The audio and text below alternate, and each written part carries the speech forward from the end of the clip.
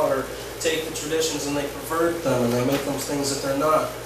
One of the examples of the Pharisees exaggerating the law, much like with this name, would be pulling a chair on the Sabbath day. And when it was taught in those times, and the Lord spoke, and He said, keep the Sabbath day sacred and holy. So, no working on the Sabbath day. But one of the traditions that the Pharisees added on to the law was you weren't allowed to drag a chair on the Sabbath day. If you pulled a table or you dragged a chair, there was possibility that there was dust on the ground. So that would mean that you were plowing the field. Foolishness. I love what Jesus said. He rebuked that kind of thinking. And he said, if your sheep or your donkey were to fall down, wouldn't you save them? They had to help hold their peace. Amen. There's a lot of things that He asked them, that they didn't have an answer. They refused to speak because they would, they'd be wrong.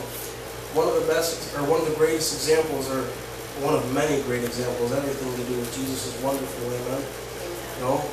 Before He healed somebody, before He healed the man with the withered hand, He looked at the Pharisees and said, "Is it lawful to heal on the Sabbath day?" They didn't answer. Do you want to know why? Because if they were to say yes, and they just said, "Well, yes, it's okay to work on the Sabbath day," and they'd be hypocrites. Right. And their lives would be in danger. Yep. But if they were to say, "No, it's not. It's not good to heal on the Sabbath day," and Jesus healed them, that means God ordained it, which means they were wrong. Right. So you know what they did? They held their peace. Amen. Going back to the scripture that says, the fool says in his heart, there is no God. But I'll reiterate that translates in English much better to, the fool says in his heart, no God. Tim gave us the revelation. That means that the people would come to an understanding and a knowledge of who God was. That who Christ was. And to know of His sacrifice, and to know of His mercy and His good deeds, and to know that they are available for everybody. That's what the Word says, that it's not His will that anyone should perish. But even to know who God was, just tell Him no. That, Lord, I know who You are, You know who I am, but I want to do what I want to do. That's a fool. But the Lord gave me the revelation that it's not just Him telling God no, as in, I won't serve You. But it's also telling God no, as in He can't do it. Amen? The fool says in his heart, no God. See, that's taking God's power, taking what He is able to do and saying there's a limit. God can only save you for so long, and to what degree. And, if you've done this, you're too far gone. How many know it's a lie from the devil? Amen? Mm-hmm. That's an attempt to deceive the people. Amen. But blessed are the poor in spirit, for theirs is the kingdom of heaven. I love it because, first of all, we need to understand what this word blessed means, or the terminology blessed. And this blessed could mean two things. It could either mean a blessing as a physical or a financial blessing to that degree. Such as a father who's on his deathbed, who gives his son his inheritance when he passes. And there's that blessing. We've seen that with Isaac and Esau and Jacob. When he gave him his blessing. But blessed in this particular passage, the more appropriate word would be happy. So if we were to read it like that, it would be, happy are the poor in spirit, for theirs is the kingdom of heaven. Well, that doesn't seem to make much sense then. If blessed means happy, how is it that happy are the poor in spirit? Why is that? See, what we got to take into account is the tense of this word. This terminology, blessed, it doesn't just mean present or future. It means past, present, and future. Blessed are the poor in spirit. Why? Because theirs is the kingdom of heaven. Now, I love it because it doesn't say there is the kingdom of heaven.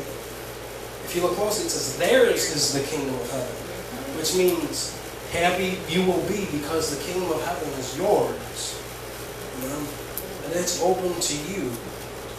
And then moving on. That's The kingdom of heaven. What is that?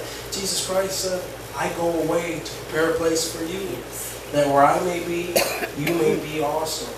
And he goes so far as to say, I wouldn't have told you these things if they weren't true. Yes. Man, that's so good. Leading on. One thing I'd like to mention, I just was reading through my notes real quick, I thought I missed it. I just would like to stress, all these things, these are not things in which we do in order to be saved, amen?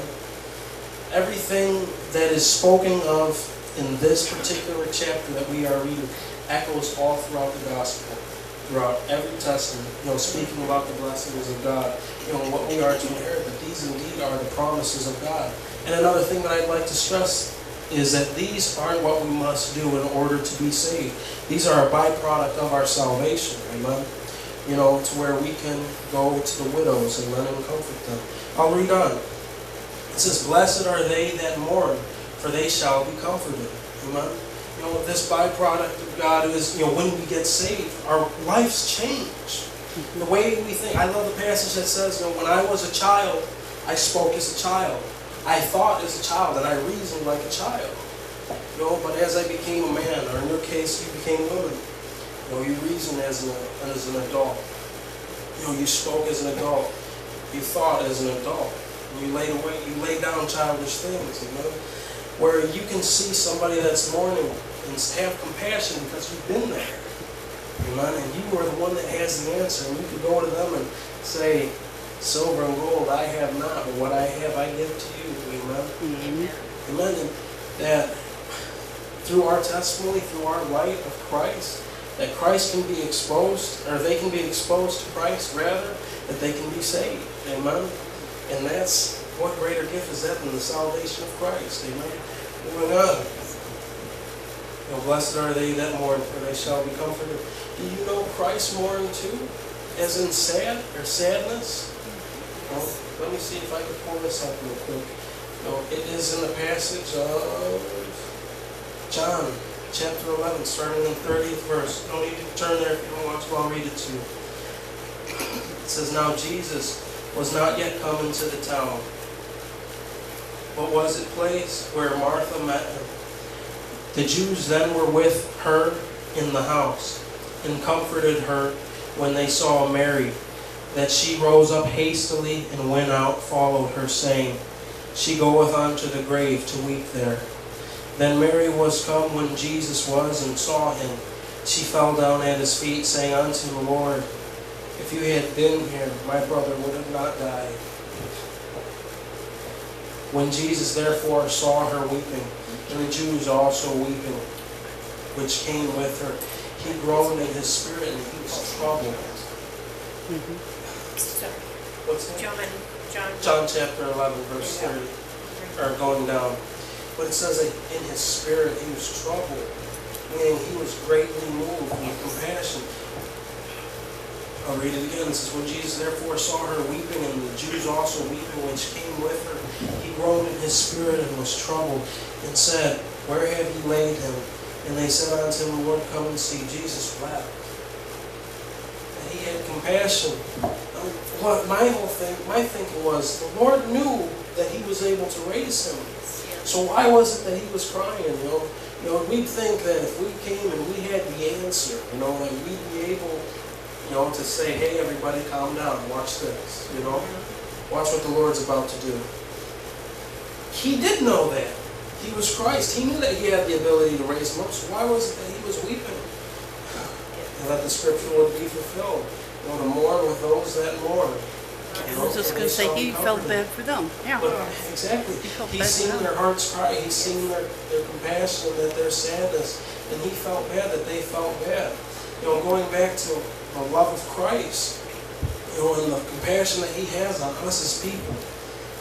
I believe in my heart, that when Christ died and he was raised, amen, that he had not yet ascended into heaven.